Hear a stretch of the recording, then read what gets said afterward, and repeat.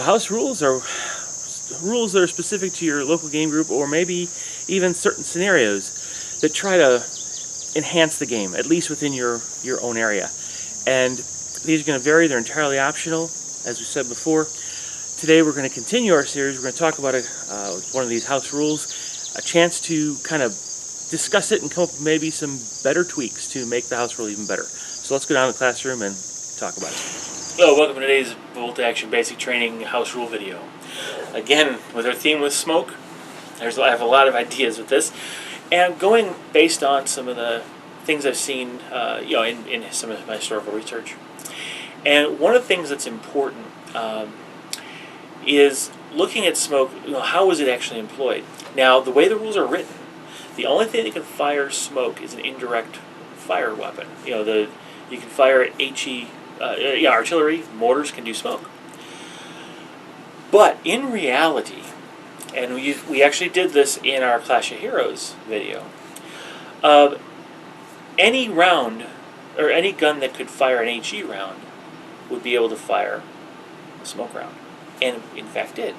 So one of the more classic examples of this was actually during Market Garden, when the Americans were trying to cross the river, I guess it was the Nijmegen Bridge. They tried to cross at that time. And before they actually crossed, what the British did is they brought up their tanks equipped with smoke rounds, and they used direct fire. An anti-tank gun cannot fire indirectly, but they can fire HE, and yet these same tanks were firing smoke rounds. So the simple basic house rule here is, as long as a weapon can fire an HE round, it can choose to fire smoke. So you can fire directly, direct fire smoke. Now, the same thing happens. You pick your point and roll to hit. It's either a 3 for short range, 4 long range, if there's cover in the way. I mean, so you're shooting into the woods, for example, or you're shooting by over rubble. You could, or anything that would give you obscure the point of impact.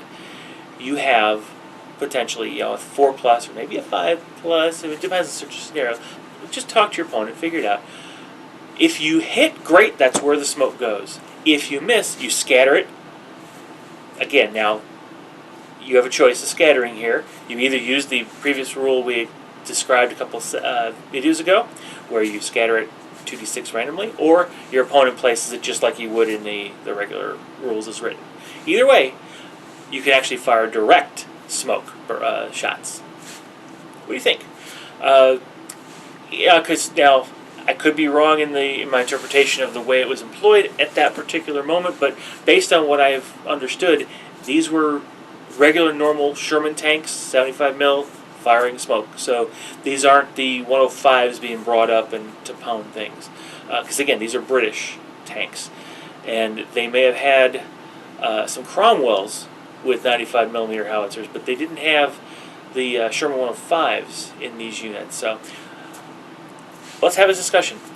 Let's see if what we can learn and discuss amongst each other about this particular idea, and maybe it'll benefit us as we all play Bolt Action. So, thanks for sticking with me. Share, like, and subscribe, and we'll see you in the next video. Bye-bye.